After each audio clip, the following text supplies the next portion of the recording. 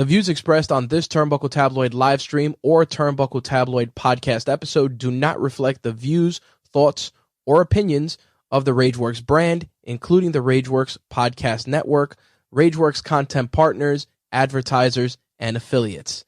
Viewer and listener discretion is advised. Hey, Baba. It's Harid Sheikh, the Sheiky baby, WWF champion. And you're listening to Turnbuckle Tabloid. And if you're not listening to Turnbuckle Tabloid, Baba, you are a jabroni. And I'll fuck you in the ass like Bronzel and a Hulk Hogan. Sheiky baby listens to Turnbuckle Tabloid, Baba. And you should listen to what Sheiky listen to.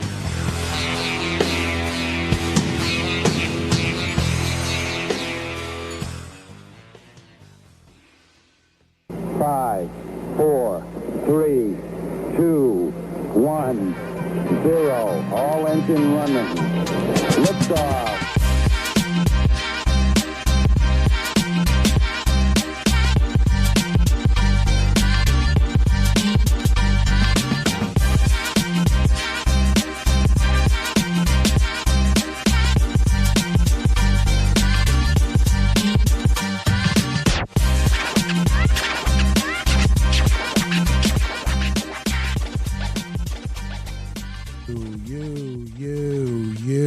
Daddy's got a new toy, ladies and gentlemen.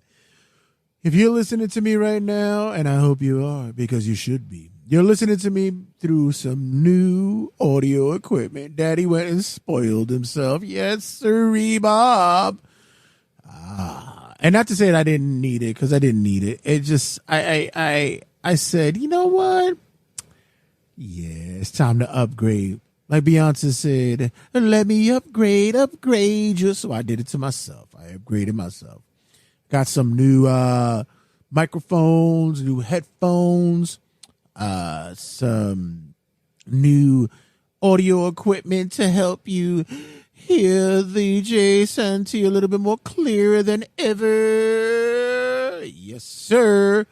I feel good, man. I feel good. I said, you know what? Let me do something because this day and age, especially when the podcasting game, shit gets real. And it's as real as it gets. And that and the fact that I was like, yo, fuck it. There's a new roadcaster out there, and I said, let me get up on it and dump off the old one. The old one was still working. It's still good money. You heard the clarity with me and everything, but I'm hoping you guys can hear the clarity in this one. This new toy. If there's anything that people would know about me, like close personal friends would know about me, is that I love tech shit. And I've said it numerous times on the show where I'll jailbreak certain things, get emulators, find out how to do certain tech stuff that may or may not be in a legal world, but still no one's looking for me. Nobody's going to find me. The views and expressions of Jay Santy is not expressed on Turnbuckle Tabloid nor on Rageworks. Abort. Jay is not knowing what he's saying. Abort. But when it comes to tech stuff, oh yeah, I love new tech shit. And with this new toy I have, I'm like, and I'm trying my damnedest. You ever get something new and you want to learn it on your own and figure it out on your own? You take the instruction manuals, like, fuck this. Who the fuck needs instruction manuals? I got this. So I've been trying to do this on my own. And there's still like maybe one or two things that I'm trying to work with. But as of right now, I'm like, I think I got this under control. And with that being said, welcome everybody to another episode of Turnbuckle Tabloid. I'm your host, Mr. Ear to the Mat, the King of Talk Style, and as always, the Cheap Thrill, Jay the Red Sante. Make sure you check us out on all the social media outlets. Make sure you check us out on the liking group page on Facebook. Check us out on the Instagrams at Turnbuckle Tab, as well as on the Twitter X at Turnbuckle Tab. And make sure you check us out on the TikToks, YouTubes, and wherever there is a outlet for Turnbuckle Tabloid. That being said, there's also an outlet for you guys to listen to the show at all podcasting outlets. iHeart, Spotify, Google Podcasts, iTunes, wherever you can find podcasting outlets, that's where you can find Turnbuckle Tabloid. And if you can't get there, man, then you should go to RageWorksNetwork.com. RageWorksNetwork.com has everything under the sun for all your podcasting needs. Black is the New Black, Trek Untold, Slave for Me, Toys and Techs, and much, much more. Guys, make sure you check out RageWorksNetwork.com. RageWorksNetwork.com for all things connected to the world of the network of podcasting. And with that being said, if you like geek stuff, you like dorky stuff, you might even like nerdy stuff, check out RageWorks.net for everything under the sun that comes with the world of pop culture. Movies, TV shows, video games, comic books, toys, collectibles, whatever is under that realm, you got to check out RageWorks.net for the fam and get it all down packed at RageWorks.net. It's all there for you. Get your geek on. Get your geek on. Because you know why? We do it for the culture, baby. Pop culture, that is. And as always, welcome everybody to another episode of Turnbuckle Tabloid. I am your host, Mr. Ear to the Mat, the king of talk style, the cheap thrill, and the newly crowned Red Reddington of wrestling. I'm your boy, Jay, the Red Santy.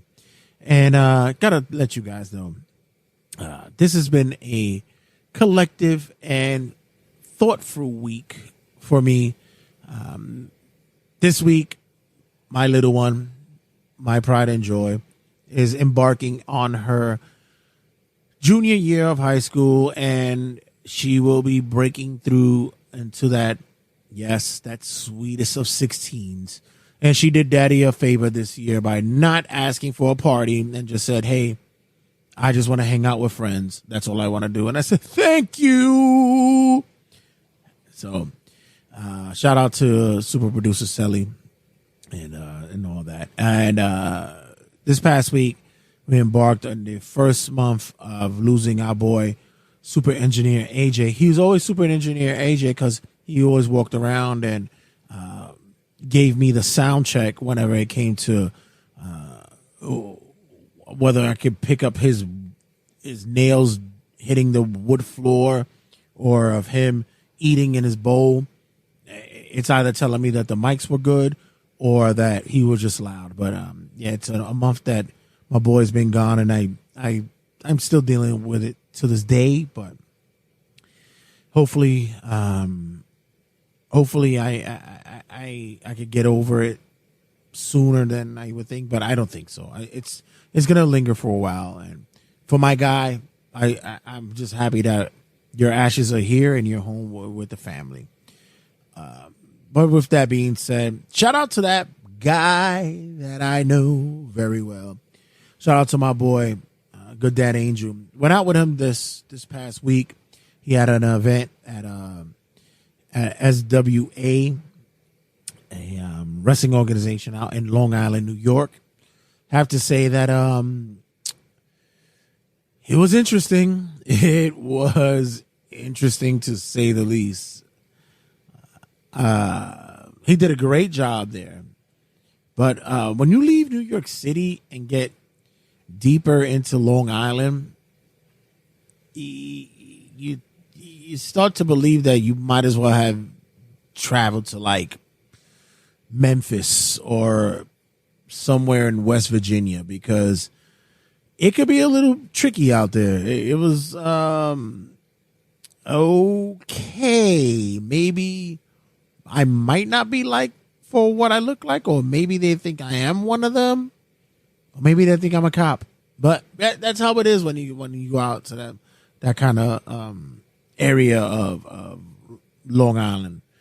But once again, shout out to Good Dad Angel. He did his thing out there, and hopefully we can get that young man more bookings and such. But other than that, guys, we have much to talk about this week. Wrestling Rundown, going to catch up on some news we haven't spoke about in this past week.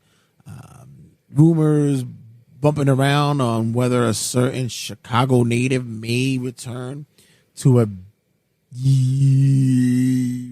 humongously big promotion, and much more, as well as let's see. I'll see if there's a little bit more that I could bring to you guys. Maybe I could bring a guest or two on so we can share our thoughts about wrestling for what happened this past week or so. So, guys, don't go anywhere. Stick around. Much to talk about. Check you guys in a second. In a Disney world of talking toys and monsters that come out of their closets, as well as fish who get lost, Disney and Pixar brings to you a story of a wrestler who seems to have lost his way when looking for his brother. Hi, it's Terry Funk, the old funkster Terry Funk. And I'm here to bring to you a new story about me and my brother. It's called Finding Dory Funk. That's right, my brother Dory Funk is lost, and we need to find him. The story begins where Terry and his brother Dory are at an independent wrestling event, when all of a sudden the two are separated. I don't know what happened. I went to go use the bathroom because I ate a couple of bean and chicken enchiladas about 4 or 5 before a wrestling match, and all of a sudden Dory came in to take a piss while I was in the stall. We were shooting the shit. Well, I was literally shooting the shit, when all of a sudden there was a clanging, then a flush, and Dory was gone. Joining in the adventures of Terry Funk on search of his adoring and a loving brother, Dory, with guest appearances by Triple H. Well, I gotta tell you something. If you're looking for your brother Dory, you're really gonna have to look probably somewhere where you last left him. Did you check by the shitter? He couldn't have gone that far. I mean, he pretty much is a older guy. Also starring Vince McMahon. I'm gonna tell you something, Terry. I've been a fan of yours for years, but losing your brother is just intolerable and reprehensible. If you were still with WWE, you would be fired. And making a special guest appearance, Raymond Reynoso, the oldest independent wrestler.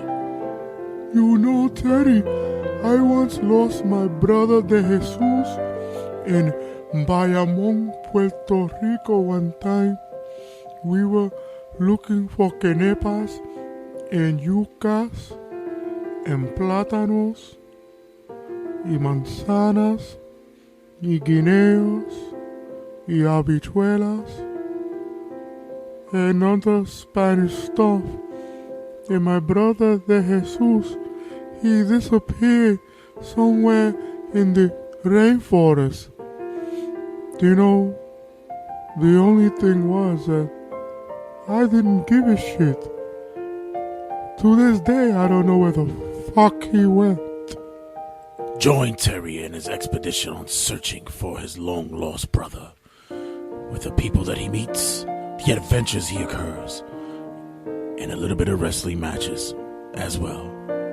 Hey, you know, when looking for Dory, I actually ended up in Japan and got into a exploding ring death match with a big dolphin.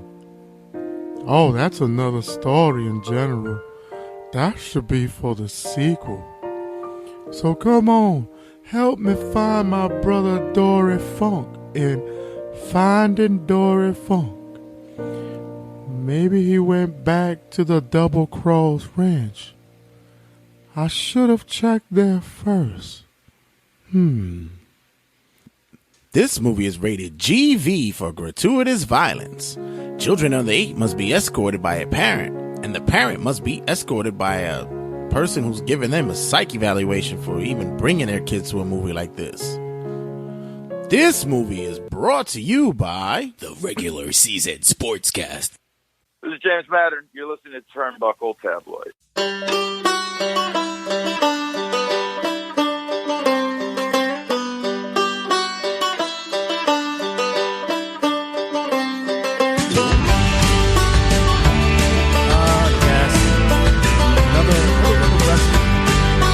Behind us. Mine, there's been a lot going on this past couple of weeks, and yeah, I'm a bit winded by all the conversations I've been having with people about what's happening in the current state of wrestling, and I must say that AEW, WWE got some work to do, man, and who better to have these conversations with than our guy M2 Ink stops in this week. And heard any news lately? Oh boy, have I. And it's like the news is the best in the world. I like the way you phrase that. So last episode I had a couple of the guys on, and it was right at that point when the news broke that pretty much CM Punk was released from AEW, and I took it as, you know what, this might be for the best. I mean, honestly, this can be a blessing in disguise for the man. But I did hear your take on TikTok on the breakdown. So for the guys who haven't heard or seen your take on this, what was your first impressions of when you heard this? They got him. This is what they've been waiting on. They got him. All they had to do was get CM Punk to throw the first punch, and they finally did it. And what better way to get him to throw the first punch than to send Jungle Boy after him? Because who's not going to send him? Who's not going to put him in a headlock? Who's not going to son that little boy? Come on. You don't come up in my face and say, do something about it. Hell yeah, I did something about it. He has the young man has a very punchable face, doesn't he? Oh, bro. Slappable, punchable, kickable, kneeable, elbowable, all types of ovals. Slammable. Like, because we've known since CM Punk got there, his problems didn't start until he went on the elite side of things, you know, with Hangman Page. Right. Because he didn't have a problem with Darby. He didn't have a problem with Garcia. He didn't have a problem with Matt Sydal. Didn't have a problem with MJF. Didn't have a problem with Eddie Kingston and CM Punk did not like each other. But they were man enough to come together and make one of the best programs in AEW history, if not the best program. Right. But then you get to the little children, the elite, and they didn't want to deal with they couldn't just play with the Dark Order and the BCC. They couldn't just go play with their friends and do whatever they had to do. No, they have to compete with CM Punk, and they don't want that. Because how on earth, or anything the Bucks or Omega does, or Hangman, or Jungle Boy, or Britt Baker, or Chris Jericho, what is any of them going to do better than CM Punk? Well, I had took immediately once this signing occurred, and I believe I had mentioned it numerous times on the show, where I said, yeah, this is not going to end well, because there was already a stigma on him going in. There was already the stink, and people tend to forget that when that cult was still in the building. So it was like, yeah, this might be problematic. He was in the building? Well, you know, that cult was still around at AEW when when CM Punk came to AEW the first time when he first came in. What was he doing? Oh, apparently in the Bucks and the Elite's eyes, and that he was still a grand fixture in the company. He's my guy, my friend, my chum. But Yeah. You've got more experience and more time on this earth than me. Right. Name me one classic from Colt Cabana. Well, there was that. And there was, you might have me beat there, but still, they found value in the man. They still found. I had a conversation with in Colt Cabana is he doesn't like CM Punk. CM Punk doesn't like him. Let's make him look like a monster. They were best friends. That's what kills me. I had a conversation with a former coworker of mine who called me recently to tell me how much he's back into wrestling again, and he thanked me for it because I reintroduced it to him years ago. And his first thing that came out was his still ever loving hate for CM Punk.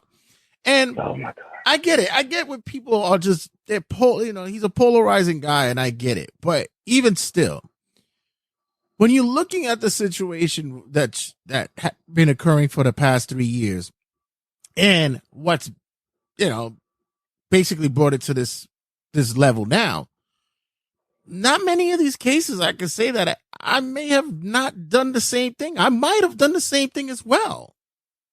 Absolutely. All right, let me ask you this, because the argument on the elite side, the main thing everybody keeps saying is Punk should have handled it better before all this blew up. Did Punk not go to Tony Khan and tell those little kids to stop the BS with the spreading?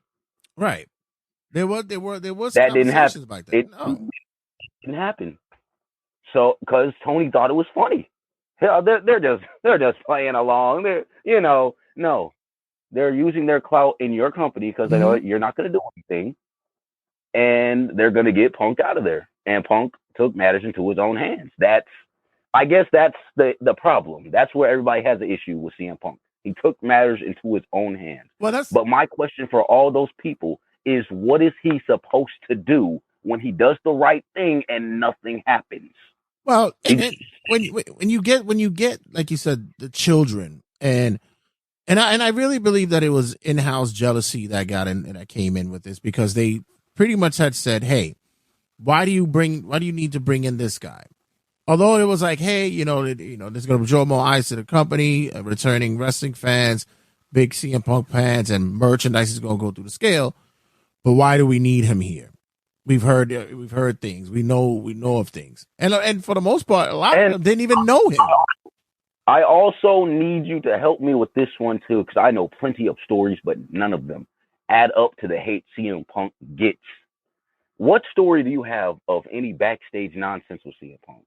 And before you say that, not him having attitude, not him criticizing somebody. Give me a legit time he stole money from a company. He's assaulted somebody. Give me some time he abused a woman. He used his power in a company to get somebody fired. Well, I wonder that. Give me some time CM Punk has done that, because every backstage controversial CM Punk story is him being a prick, pretty much. Or being a prick, or a politician, or yeah, like that thing with Rob Van Dam where he went up to him as a rookie talking about, all right, me and the boys are about to have a meeting. You're welcome to join. And Rob Van Dam was like, who the fuck is this kid? He went on his business. How is that a problem? The problem with Kevin Owens and Eddie Kingston had the same problem. Right. Only difference is Kingston was a sensitive little girl, because we all know he doesn't like that muffin top to be talked about. And Kevin Owens said, okay, that doesn't mean anything to me. He told them both, y'all are out of shape. Y'all need to get in shape, and y'all need better gear. Kingston took it personal. Let me stop for the intimate mark. Steen said, I'm probably wrestle better than you, so it doesn't matter. Right. Like, why is that an issue? Because he has an attitude. Can y'all grow up, please? Can we focus on the people that have been bullying people out of company since Ring of Honor? I mean, listen, this is a continuous cycle of jealousy, envy, and just lack of understanding of what an individual who comes in and what they because in all honesty, he could have came in, cashed a check, did his match, and left. But somewhere along the line, somebody in there must have said to him, and I'm going to believe that it's Tony, who sat there and said, "Hey, why don't you help mentor these kids? Why don't you be a part of this learning tree? Because a lot of these guys are indie, only have maybe 2 or 3 years under their belt. Maybe you could help it along." And wow, was that the worst thing that they could ever do?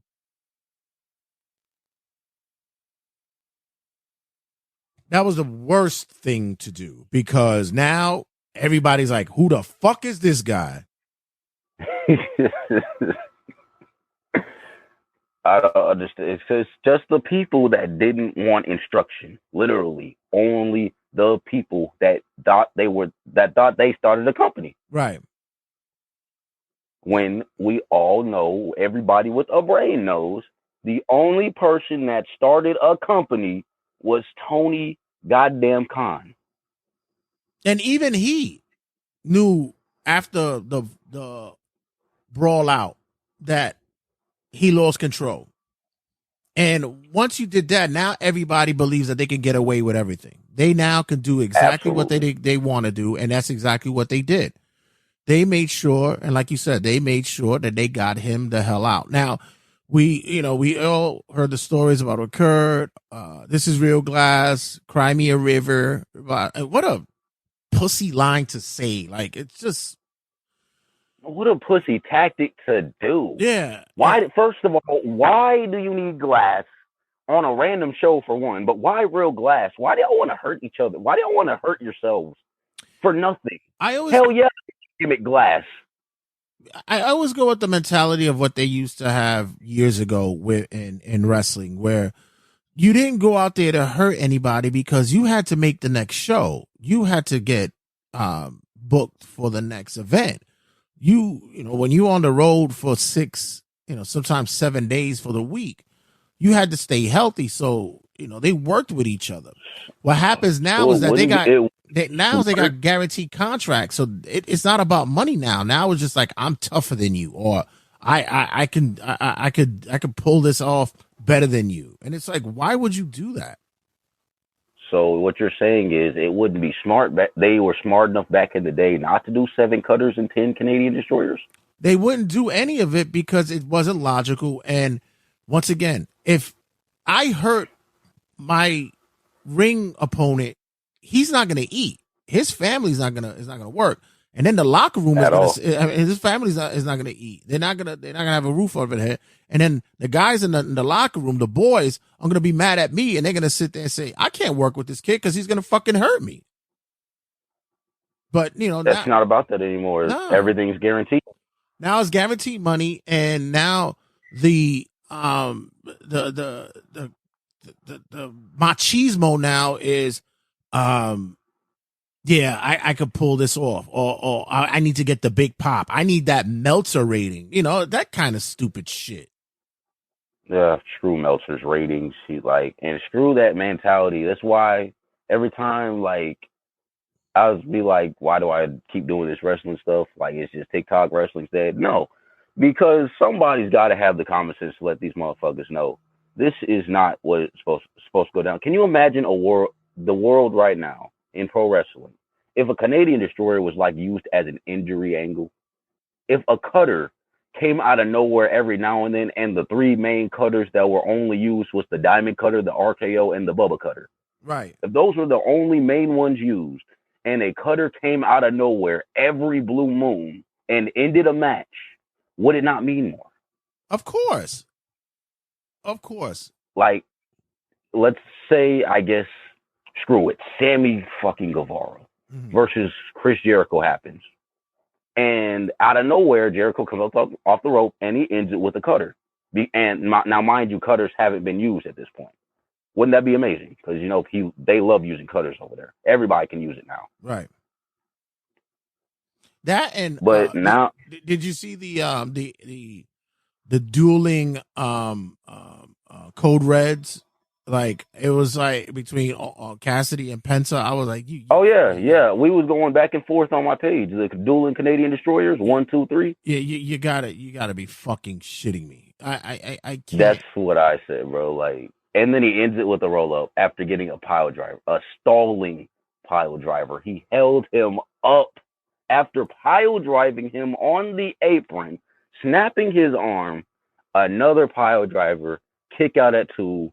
Crucifix roll up. Are you kidding me? But this is once again, it's the thought process where there should be a locker room, not even a locker room leader, but someone who has the experience, who should be at least that veteran to sit there and try to share knowledge about you really don't need to do this.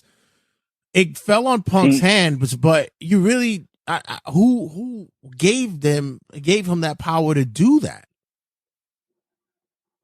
I mean, obviously Tony Khan, but the thing is, it don't matter if it's Punk, which was the biggest star they had. It could be any veteran.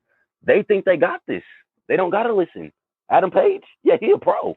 He don't need no information. He don't need no advice. The Young Bucks, oh, they are veterans. They've been doing this for years. Right. They don't need no advice. Jungle Boy, oh, I've been doing this since I was a kid. I don't need any advice. The people that are going to take advice are the ones with the less pull in that company. Darby's going to take advice. Starks, Hobbs, they're going to take advice. Maybe even Swerve. But Swerve don't need much advice by now because Swerve's just underutilized. That's the only thing. That's the only problem with Swerve. And did you see the buzz he got for saying that line? I could have been the first Black World Champion.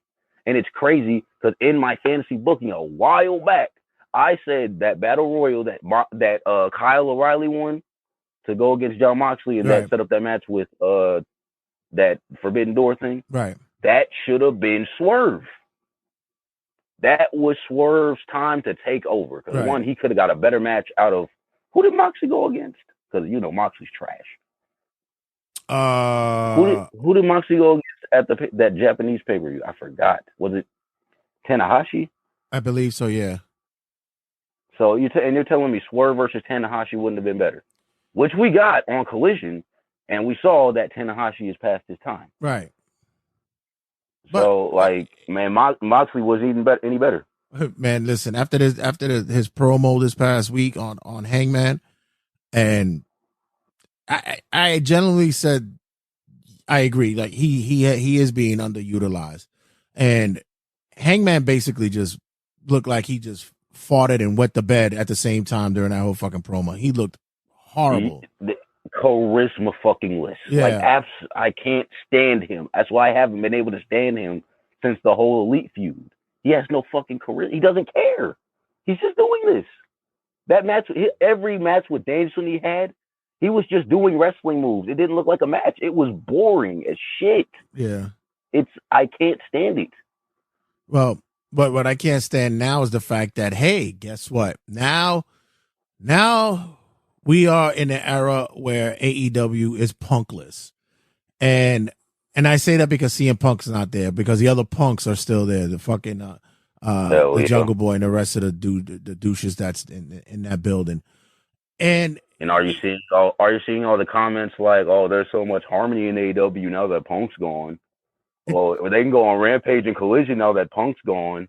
That show sucks now that Punk's gone. Yeah, exactly. The moment that, and by the way, thank you, Tony Khan, for showing how much of a real pussy you are. Listen, I get it. You're a fucking, you're a rich kid.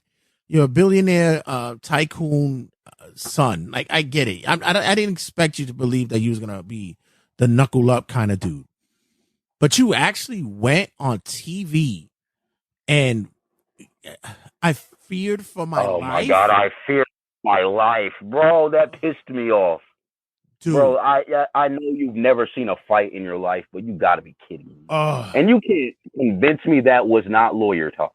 Lawyer talk, and basically I'm wiping my hands of this because I don't want to deal with any of it anymore, to make it seem as though that if I have any reservations to believe that I would want to bring him back, I can, because why would I want to bring somebody back that I said I felt my life was threatened? That's stupid as fuck. And this is the person that he wanted more than anybody since the start of that company. Oh, yeah. And he let those little kids change his mind. Oh, yeah. He basically let them finagle their way to get him out. And Punk fell right into it. And you know what? And in certain instances, I believe this was like a murder by suicide, like when a guy wants to shoot at cops so that they can kill him. I think in some weird way, Punk was like, you know what? Fuck it, I'm out of here. Like I can't deal with this shit. And a lot of these vets now, like they're giving, their thoughts about Punk and what he did, whatever. But majority of them would even say it. They wouldn't want to fucking be around that same kind of environment. You're going to be either one or two kind of wrestler. You're going to be either the one, like I said, is going to be the learning tree mentor kind of, or you're going to be the guy who comes in, cashes his check and get the fuck out. I've heard a lot of takes from veterans and other wrestlers on CM Punk. You know who's pissed me off the most? Kevin Nash? Disco fucking Inferno. Oh, I didn't hear his. How can you keep telling me Punk isn't the biggest hypocrite on this earth? Because when the Elite went to him, they threw the first punch, and basically saying that Punk is a hypocrite because he threw the first punch because he called out the Elite and they went after him, and Jungle Boy called him out and he went after him. Jungle Boy didn't even call him out. Jungle Boy made a comment, and I pretty much believe. And I had said it when I heard all this shit go down, because I remember when I was watching it at an event with my peoples. When I heard the story, I said pretty much he said what he said. Punk was in Gorilla, of course, because the cameras is there, and you hear all that, you hear what's going on. He enjoyed, and Jungle Boy.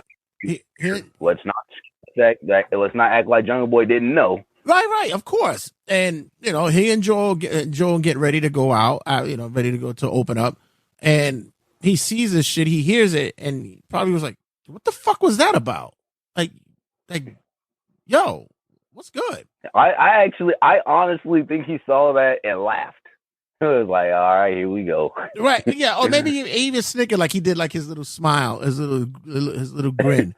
But then yeah, because hearing how the altercation went down, I could see that him having the whole smile on his face. Like right. they keep trying to depict CM Punk as this angry, can't take any criticism, ready to fight at all times. Dude, no, CM Punk was back there laughing. Jungle Boy thought he was a big bad boss, trying to walk up past him all smug, and CM Punk politely asked him, "Do you got a problem with me, kid?" And Jungle Boy thought he was safe, walked his little ass up to CM Punk, and said, "Do something about it." And notice how everybody keeps saying all CM Punk did was put him in a headlock. He was showing him do you know what I will do to you? Yeah. He did it. He could have done to Jungle Boy. He could have hurt Jungle Boy, because look at that's a child. Everybody thinks because CM Punk lost in the UFC, he can't fight. No, he lost to a fucking 8-year fucking brown belt in Brazilian Jiu-Jitsu. Jungle Boy is not that. The Young Bucks and Kenny Omega is not that. Hangman Page is not that. What? Yes, he got little sunned. He got little brothered. He put him in a headlock. That was it. He could have wailed on that little boy, which I probably would have. I'd have knocked his ass out. But it's like I said, all I did was stun him. I said, this kid, he had already been getting a bad reputation for being an obnoxious ass. He's already been getting that vibe, and hell yeah. This didn't really bode well afterwards. Then Punk, you get, you're tired of the bullshit, and it comes to everybody gets their last trigger, everybody gets to their boiling point, and I to this day I'm like, release the footage. I want to see the footage, because everybody's saying that Wembley said they're not going to do it. They will never release that footage. It's going to make the Elite side look bad. Yeah. If it made Punk look bad, I guarantee you that shit would be out here by now. Right. Yeah. It'd have been out. Media scrum to this incident. If Punk was in the wrong, that shit would have been released by now. Yeah, I'm still of that. Yeah, I believe in that same kind of mentality. If it's making them look bad, that shit ain't gonna come out. And I would love to know. I would love to know someone who worked in Wembley security that could just send me over a piece of that shit. That would be fucking awesome. Especially losing 2-on-6. That's crazy. Oh my god. So and I'm waiting for the Punk interview or podcast or whatever the fuck it is he's gonna go on, because he's not gonna pull any punches, and he's gonna call what it is. He's gonna call out everybody who's involved, and he's even gonna lay it out about Tony Khan. And he'll probably sugarcoat it, said Tony was a good guy with it, but and it's gonna be that. And I believe that he said that, and I believe that he said that he told this is your fault, Tony. You allow these fucking guys. That's why Tony fell for his life. Right. That's why he feared for his life, because he talked to him like an adult. Yeah, exactly. This is what grown men do. It's like come on. So, any hopes of what's gonna happen from here on out with AEW? Do you think that this like you said, does this bring them to a harmonious place, or is it just gonna get fucking worse from here? They're gonna have to work their ass off, because as uninterested as I am seeing Adam Page beat Swerve, if it goes vice versa, we could have something. Joe and MJF, that was a fire promo. Right. I just hated the fact that stopped with the MJF smacked him like a little pussy. That smack was a little soft. He should have brought it to Joe. It was especially after Joe sunned him at the pay-per-view, which is crazy because I know that was from back in the day NXT when he bumped him. But do you think that was also a little play on what just happened? Oh, of course. There was still a little because he put him in there. Yeah, exactly. And I was like, yo, they're having too much fun. Joe crazy. And that's another person too, Joe. Joe's a guy who should be that, that leader in the back as well. Oh, I bet you they ain't gonna have a problem with him. Who's gonna step to Joe? I'll tell you one thing though, and I really believe this wholeheartedly. I think Joe is like really saying, I'm ready to get the fuck out of here too. Like, I think he's missing home, and he wants to go back to WWE, even if it's going to be in a less ring work kind of way, that he's going to go back and go back as a producer again and do all that shit. I think he's missing it because it's too much. There's a lot of stuff over there that just brings a lot of turmoil and headache for these guys. That's what I'm saying. I wouldn't want to walk around on pins and needles thinking, who am I going to piss off next that's going to try to get me fired either. Because, I'm not, if I'm in that locker room, I'm not worried about a fight. Like, boy, hell yeah, come see me. But the second that happens, it's going to turn into the new societal thing, where we don't handle shit and move on. No, you're going to go to HR. I mean, the HR department. Yeah, you're going to go to HR. You're going to come up with sob stories. You're going to do all this instead of just, because you can't fuck with me. That's what we have to do in today's society. And that's everywhere now. It's not just wrestling. That's just how it works. So that's ridiculous. What's your take from here on out? Because listen, I laugh because they were already they're already having ratings issues with Collision already, especially if you went head to head with a WWE pay-per-view, you wasn't gonna win. But the moment that Tony made that announcement about CM Punk and he got booed the fuck out of the building. Mind you, there was only 3,000 people in that goddamn building. But as soon as that announcement was made, 89,000 people turned their TVs, turned the channel. I saw that. 89,000. That is utter. That's what you call utter disgust. Absolutely. Because why? You let these little kids convince you to get your biggest star out the company? I'm not watching this because now we see whose side you on. No, thank you. Yeah, I think it's like you said, it's going to be an uphill climb. You're going to have to see this. Who's going to be the one carrying the company on their back? Where does it go from here on out? That scares me, though. Who's the next big star? Because now that Punk is gone, who does Tony run to? Yeah, that's Fucking Moxley. yeah, that's the next Mox. There's rumors that Bryan Danielson will be the one that's going to take over Collision now. He's going to be the face of that show. That would be nice. But let me ask you that. Is that going to make sense? Because they've booked themselves into a corner. Because that match with Ricky Starks, how much sense did that really make? Bryan Danielson is a cocky little heel in the Blackpool Combat Club. Why does he all of a sudden care about Ricky the Dragon Steamboat? Well, you remember, he's Ricky the Dragon Steamboat and Bryan Danielson is the American Dragon. So you got to tie that up there. Okay. Yeah, that makes sense. Right. It makes sense at all. Right. This man is stabbing people with screwdrivers and now he cares. Right. I said the same thing. It's please, Brian, save me. That's all it really is right now. That's all Tony is saying right now. Please, Brian, save me, please. We're gonna see. We're gonna see if how the ratings are gonna go on Collision this week because it's gonna be a hard hit, and they now done burned fucking Chicago. So good luck with trying to get that shit back. I was surprised they actually had Kenny Omega cheered, but then we realized Kenny Omega is not really at fault here. It's really all the folks. Right. Also, but funny thing, I need to talk to you about the matches. Okay. Because the two talked about ones was the strap match of Starks and Danielson, and then of course the meat match,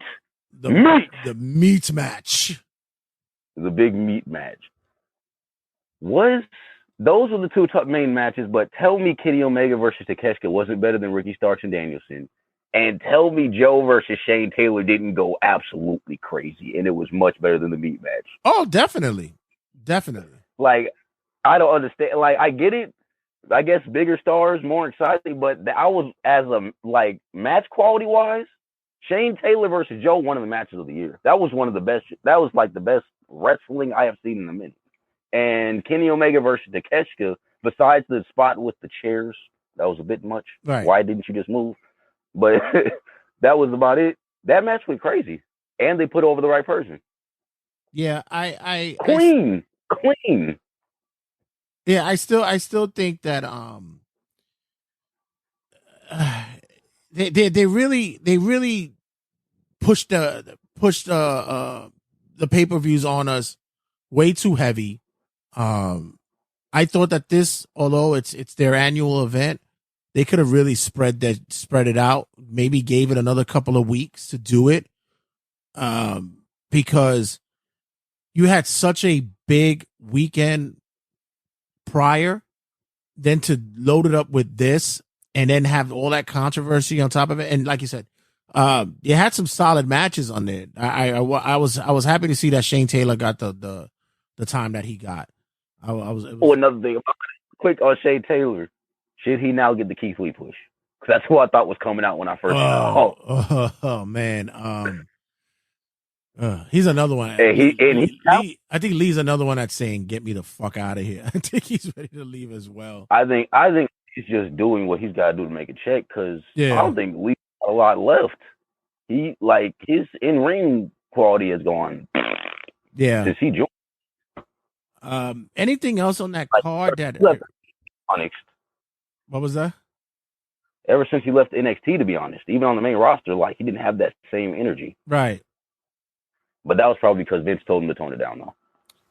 Yeah, and like I said, I think, I know that everybody still has this Wizard of Oz theory that he's still behind the curtain, but there's a lot of stuff that's happening on that show as well, which I'll get to in a minute, that isn't very Vince-like. So it's like, I don't know. I think that there's a lot of people who, because they even said, MJF said this. He says we're all wrestlers. Regardless of what company we work for, we all know each other in one way or another. We all are tied in the same business, and we all support each other because everybody got to make a living.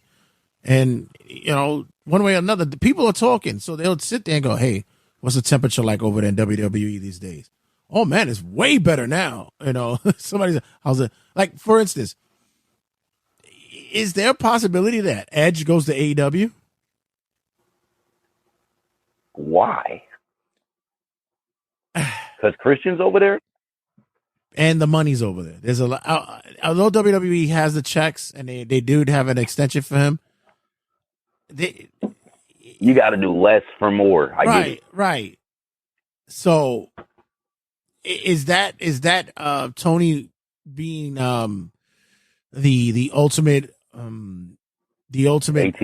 Yeah, exactly. He's the banker to say, I just pretty much got rid of a hefty check with Punk, and I need a name. So why don't we bring Adam Copeland over here?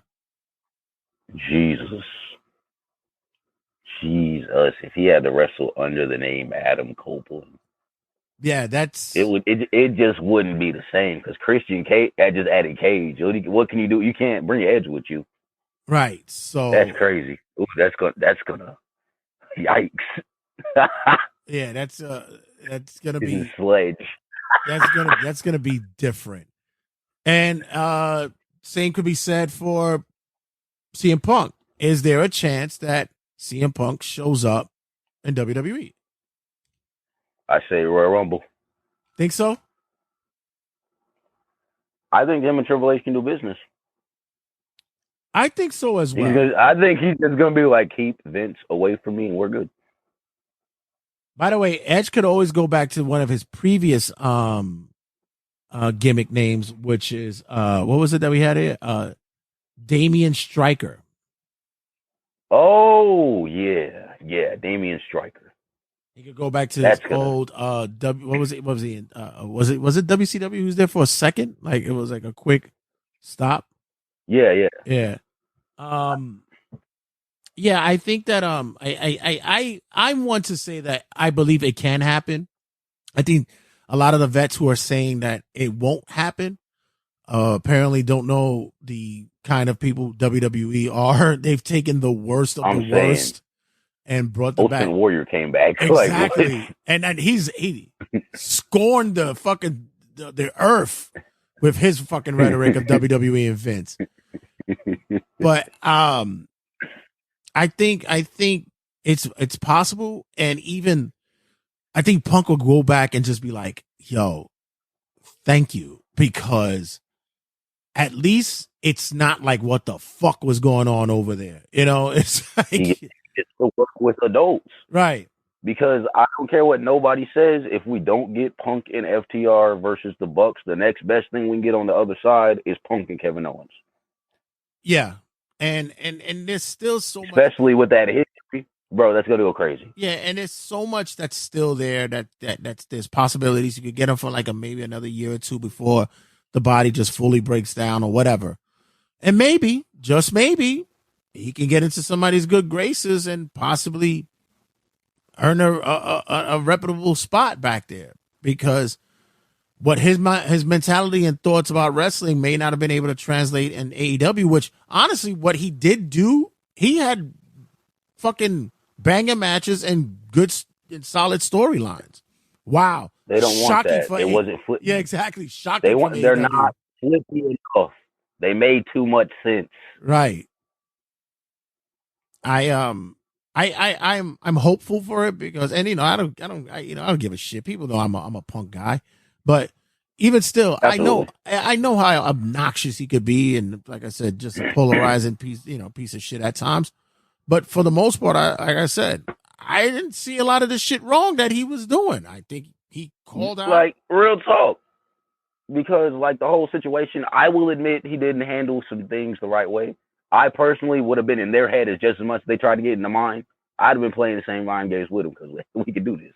I'm just gonna make sure you swing first every time. Right. But the only time I really had a problem with CM Punk over there, something he said was when he said his WWE run was a waste. Right. That was the only time I was like, "Are you serious, bro? Like, come on." But other than that, like, this is, like I said, this was all jealousy. Well, you gotta say that the new girlfriend is the best girlfriend, because you can't sit there and say that the old one was, because the new girlfriend's not gonna like that. Why do you think Jericho's so much up fucking Tony Khan's ass? You got to keep the new girlfriend. And he couldn't keep Punk's name out. He couldn't keep Punk's name out his mouth. Jesus, he made me mad. Oh, we don't need cancers like that. Yeah, because we need cancers like you. Yeah, because when you're just a tumor hanging on fucking Tony Khan's fucking wallet, you don't. That's all that they need. And I got more proof that because my TikTok haters love calling me the Black Jim Cornette. I got more proof that I am not him. Him and Brian Last, and see, I'm more of a Brian Last than anybody, but him and Brian actually liked Jericho and Ospreay. Right. That match sucked. That match sucked. I hated it. The one I liked it because Ospreay wasn't Ospreay. That was for me. Because he couldn't be. Right. That's what I'm Jericho saying. can't keep up with Ospreay. But it's good, and I said it's good because it shows that Ospreay could, if he has to change up, he has to change up, and he can do it. So I wasn't. He had backed himself down to Jericho's level, right? And like that hurt the match for me. Right. I'm not gonna say it was like the worst of the worst, but no, that match wasn't really all that. I did, and I did agree that it was Jericho's probably best match in a long time. Oh, for sure. Yeah. Absolutely one of his best matches in a long time. But like I could have lived without it. And that Oz cutter he did was terrible. Right. It's just I don't know why Jericho had to do an Oz cutter, because he's Chris Jericho. Of course. But Jesus. Like, stop it, bro. It's not, you can barely do the lion salt. I was gonna ask you about your boy Cassidy. He loses the international championship to Moxley. Who didn't see that one coming? No. Can I ask you this? We both know Moxley is terrible, right? It's so bad.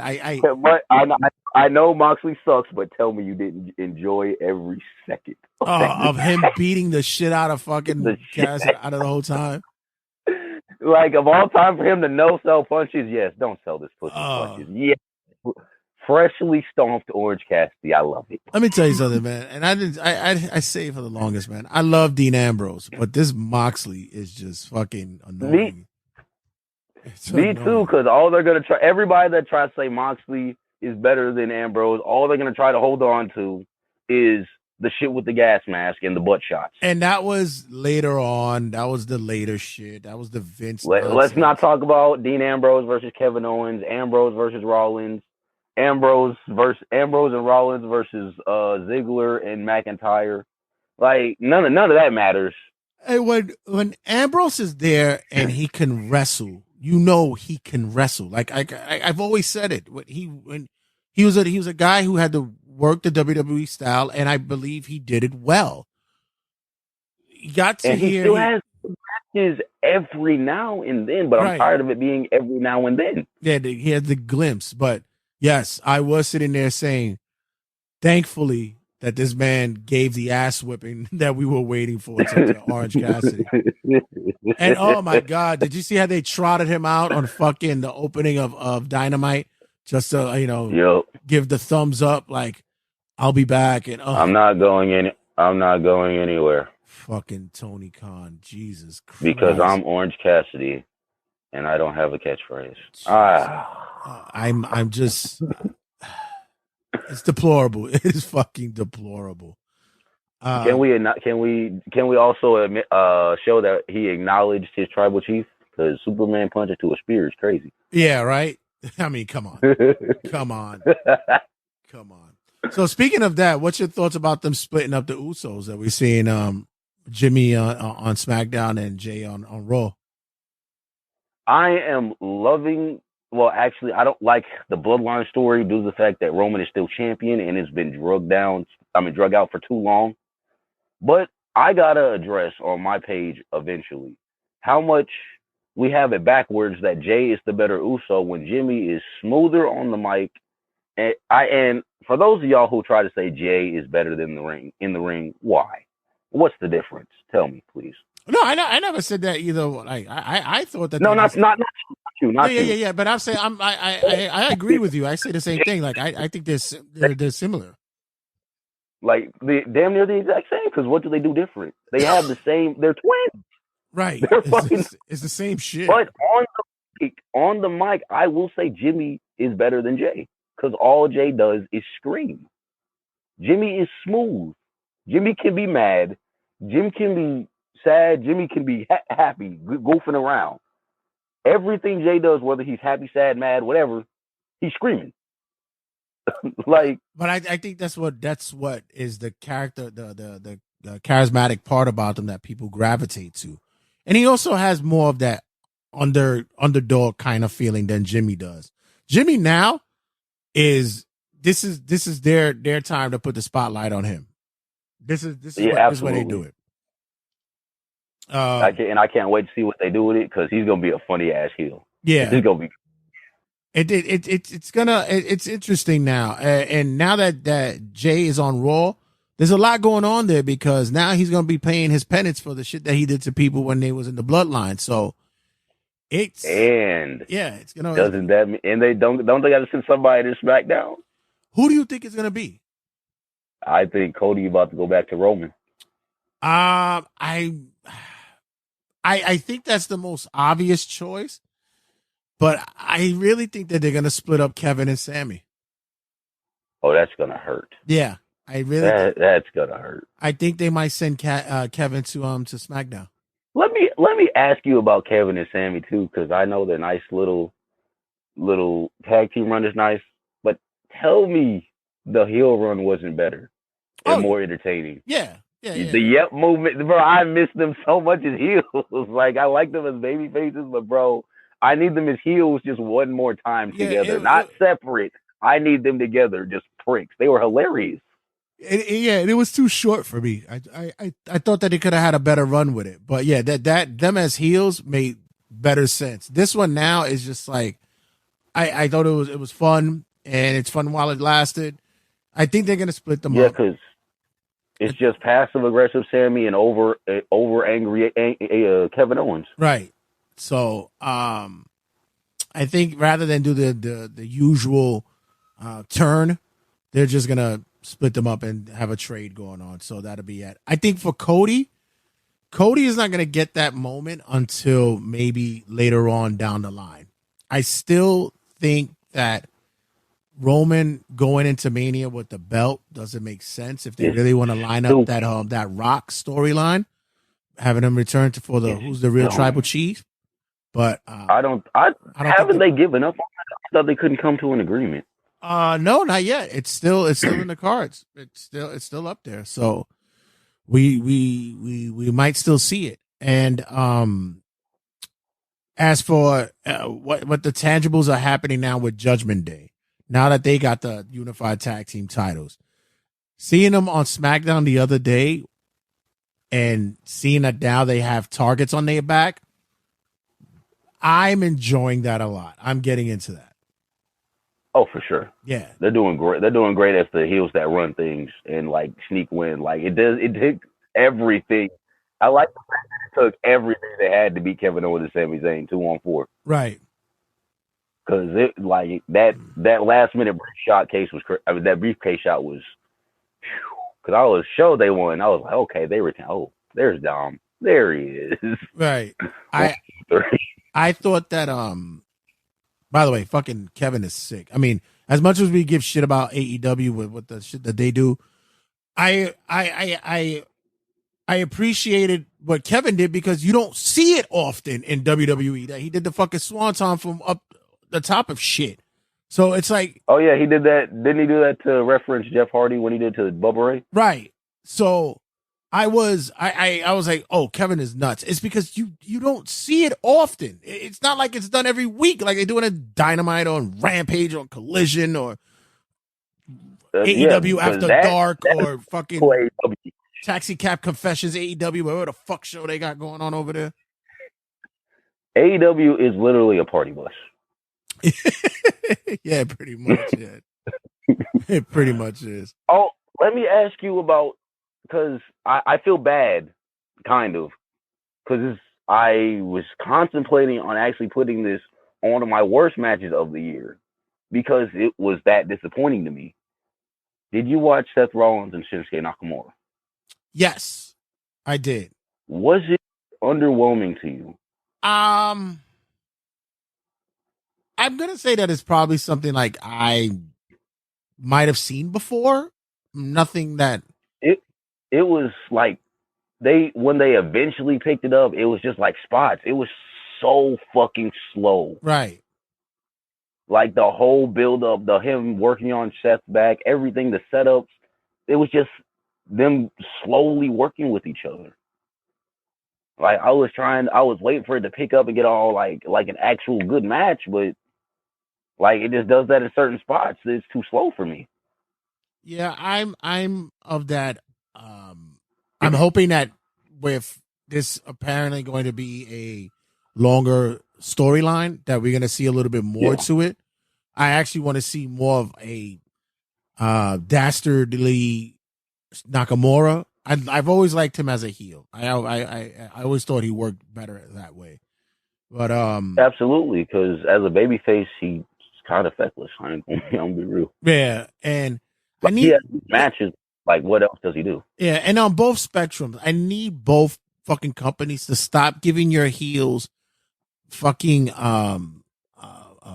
sad fucking video packages to show why they're evil. You know, they did it with Roderick Strong on fucking AEW. It was like, you know, my father was a fucking crackhead or whatever the fuck it was that my mother was a single parent and this is why I'm a fucking asshole. And then Nakamura kind of had like the same kind of backstory with, you know, it's like, can't you just be an asshole without having to fucking get the roots of it from being a welfare case or something? Like, I get it. We all get it. It's just say I'm a dick because I'm a fucking asshole and I want money and a title. Let's just go for it. Nah, they don't want those anymore. That would actually sell products and money. Right. But Roderick Strong has been one of the biggest letdowns in AEW. This whole storyline is stupid, to me at least. I love it. I'm over friendship storylines in AEW.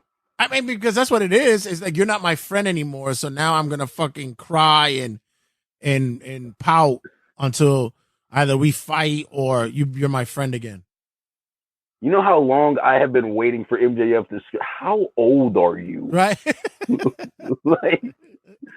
like somebody say it, please. Like, we're really feuding over the fact that you were supposed to win the Ring of Honor Tag Team Champions with me. I was your friend. I was the Ring of Honor with you. Oh my God, bro. What? Can we feud over something for real? And then you're using Matt Taven and Michael Bennett so horribly. And they're doing it terribly. Horribly. People don't understand. If Matt Taven is a talented fucking guy. Ring-wise. Absolutely. Promo-wise. The guy's fucking talented. What you're using him here for is like fodder. It looks bad. Really, really bad. It looks terrible. Mike Bennett, too. Exactly. I don't understand. Yeah, I'm like, guys, you don't, and you're trying to do so much so to draw eyes on the Ring of Honor product, but everybody's like, I'm not paying for that. I'm not going to pay for that. I'm not watching that. I'm not going to pay $10 a month for that. I'm not. You could have kept that. Not at all. You could have put it on YouTube. It'd have probably been better off. Yeah, that could have been the new AEW Dark, because I don't know why Dark was a thing. Right. Because that was literally getting my friends together and going on a trampoline. Right. That's what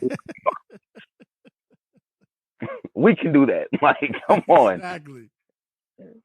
And my biggest problem with AEW now is watching all the talent. This could be the most revolutionary wrestling company in the business. This could be killing WWE. Could be. I'm not, or either the killing or neck and neck. But they push the talentless motherfuckers.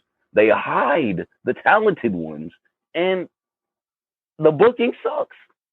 That's why on my page I am doing everything I can to get Slim J's name out there, because we have to look at Orange Cassidy, and there is a pro wrestling Eminem, highly talented, a 2-year veteran, and they won't use it. And listen, make that make sense. Listen, they're using Nick Wayne, and I mentioned to you before. I heard a lot about this kid, and I heard some. I saw some of his video packages. I heard, my brother told me, because he's out there in Cali and out there in the West Coast, he's seen a match or two of him, and he was like, yeah, I wasn't really that impressed with him either. And then I see him, and I'm like, he does the same shit that everybody else does over there.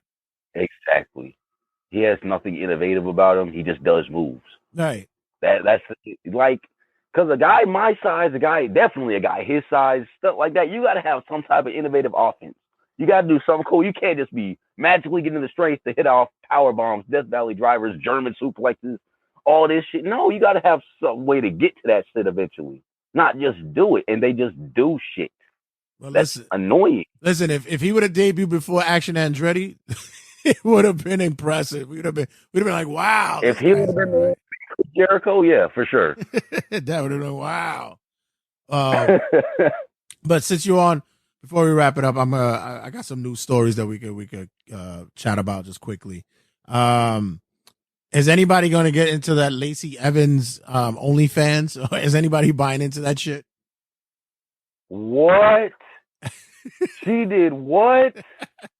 Lacey Evans on OnlyFans. Anytime a female wrestler gets released, they're going right to OnlyFans. Thank you. Yo. Thank you, wrestling. Hello, OnlyFans. That's insane. Yep. That's not the girl I would think for that. Mandy Rose didn't shock me. That one. Yo. She a freak. The other day they showed a side boob pic, and everybody was like, ooh. Ooh, I mean, like, come on, bro. No, I need something exotic on OnlyFans if I'm paying for it. Next up, congratulations to EC3 for winning the NWA World Title, taking it away from Tyrus. Thank goodness. I saw that. Congratulations, EC3 changing the game. Thank you. Oh, I'm sorry. Changing his narrative. Yeah, changing narrative. Yeah. Congratulations to EC3. Devon Dudley coming out of retirement. Look at that. Yeah, that's gotta be for Impact. Yes, that's it is. Gotta be for Impact. Sure enough, we'll be teaming up with Bully Ray. They'll be putting the team. The band is getting back together, ladies and gentlemen. Yes, sir. 3D. All we missing is little Spike. AEW has removed another wrestler off their roster page. Sonny Kiss is gone. Who cared about? Like, Sonny, I will be seeing Sonny Kiss at House of Glory coming up this Friday. So that's gonna be. Let me just tell you this: for anybody who's never seen Sonny Kiss live, a lot of men in that room get confused. They don't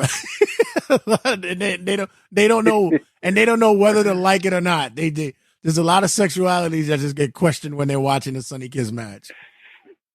Dang. Authors of Pain returning to NXT? Is this really happening? AOP? Hold it down, AOP? Yeah, it seems as though that there were sightings of them in the last NXT show, and it looks as though that they might be making a comeback with Paul Ellering. Uh-oh. And LA Knight signs a new deal. Guess who's their new face of SmackDown coming soon? Yes, sir. And shout out to LA Knight for throwing a little subtle jab at Kevin Nash during his promo on SmackDown the other night. What'd he say? He made a comment about Miz's theme song. And he says, I came to play and I did, yeah. He says, check out the verb play instead of what Kevin Nash said in WCW. He said adjective. So he basically called him a moron. And here's another one. There's some rumors and speculations going around saying that Charlotte and Andrade may be divorcing. Seems as though that they've taken each other off each other's social media pages, and looks like the love is gone. Oh no! Who saw that coming? Yeah. And finally, Ace Steel fired again. That's it. Oh, shocking! No way! We didn't see this one coming, ladies and gentlemen. Ace Steel is no longer with AEW. CM Punk's trainer. Yeah, definitely was going to stay there. Wow. Yeah. Well, back to the old drawing board, Ace. You could go back to Chicago and start training the next future CM Punks that go in there, and they can go into AEW and Please shake the cage and rattle everything up. And maybe more Slim J's. I'm sorry, I'm stuck on Slim J because, like, just hear me out. You know, Swerve's got the embassy, right? Right. Swerve makes his own music, right? Okay. Slim J is Eminem. Tell me this couldn't wind up getting him and Eminem on a track. Well, yeah. Tony's got the money. Yeah. Tony's got the bro. That is marketing on marketing, and you're hiding it. Why? We could have a Swerve. Tony Khan could be responsible for the first Swerve and Eminem track. That would be AEW, not WWE. That would slaughter WWE's mind. Yeah. You can't. And you get Fred Durst in WWE, but you're not gonna get him. Exactly, bro. Like, come on. Like, M don't even got to be on TV. Just shoot a video of Swerve and M in the studio. Viral, right there. And yeah, that's pretty much it. I don't know if anybody watched the Superstar Spectacular, because I didn't. So, but apparently, fans were fighting over John Cena's shirt once it was thrown in the crowd. Oh, I'm surprised that didn't happen a lot. When they throw the shirts in there, yeah, they're even crazy for that merchandise. Yeah, that's gonna wrap it up for this week. But brother, let everybody they can get you at, and let everybody know where they can find you and what's upcoming. You can get me at TikTok Reality of Wrestling. We are talking about, like I said, we're exposing Slim J for the pro he is. We are going to get him acknowledged because apparently he's a 22-year veteran, and I'm just now hopping on him. That's crazy. Also, we're going to have to talk about the quality of wrestling matches because I made a video on how to rate a wrestling match. And because I decided to take people into consideration while coming up with these rules, I made a rule that doesn't really matter for some. I really. You're actually retracting a rule? You're taking a rule back? Absolutely. And I need to apologize. That's because I said the importance of the match matters. No, it doesn't. The quality does. Yeah. I don't care where it is. I don't care where it is. It could be on Superstars. It could be on Dark. It could be on Rampage. If the match was good, the match was good. And I made that rule simply because I would get snide comments like, oh, this match didn't really matter. It had no real importance to it. There wasn't really a storyline involved with it. It's on Superstars, the main event. So how could it? No. Match quality is match quality. Yeah, definitely. Yeah. So if it's Heath Slater, who cares? He had a good match. But thanks again for your time, brother, as always, man. And we'll have much to chat about soon again. Absolutely. Because, you know, wrestling news never stops. It just keeps going. Exactly. Thanks again, bro. Much love. Anytime, bro. Later. Always. 5, 4, 3, 2, 1, 0. All engine running. Liftoff.